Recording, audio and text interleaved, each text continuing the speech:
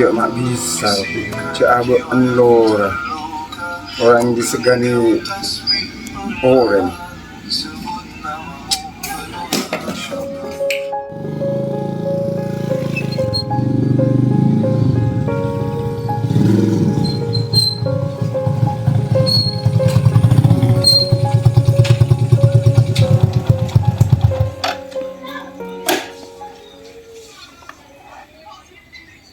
Apa mau jadi pakai pengguna sa?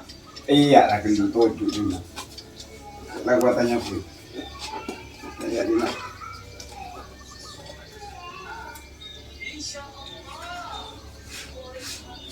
Pada apa ben? Injak ni ya jika kali ibu nama pula bodoh besi rokok apa? Boh, nak ni gue jadi lagi ya boh. Iya apa ben? Injak dah ya mek tanah rok kasi lain roh ban. Di kan se lora pilar lu pilar ko se. Viral. Iya viral. Arya mak bisa yo ben. Abri contoh nggak Arya. Arya padahal lora aja.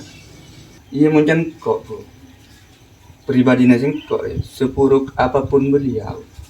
Kita rejak sampai jak ngojak harapan kok mata pernah ningku TikTok. Iya jadi ya. Kok tanoroan kasih lain. Ben boleh. Cok sampai ben jak ngojak Cok ben ningku. Ben boleh kok ben. Eko jak tu ko masyarakat bener. Eko jak orang alim bener. Eko jak orang soleh bener saja. Kok pantesan kok ben jak ngojak beliau. Iya Arya angkut kan niku Arya pula na fakta kan. Iya Arya cek bodoh berita angkut kan niku. Iya kok paham. Lakar fakta. Tapi tak kok me aprian ka lain terus ibunya. Iya me itu lain benga sepun no pak. Benga sepun na beliau bro. Iya mau si tersangka me tak nolai.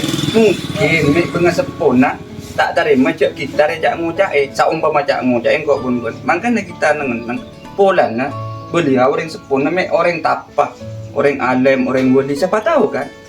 Kan bungok lebih baik kok pun banding neng pero. Aduh kali nari ya ilmu na me nolai. Mun orang na me tak nolai ilmu Nigeria. Ilmu re si araksa langsung. Gusti Allah. Iya bener. Pasti terakhir dia bu. Karma re nyata boden. Iya kok pun buat kecak, boleh tak kata benan. Siapa tahu budi are tepakkan kok pun gaben. Musibah yang are. Cak ada yang tahu sa ka sinaati na manusia ang pangeran.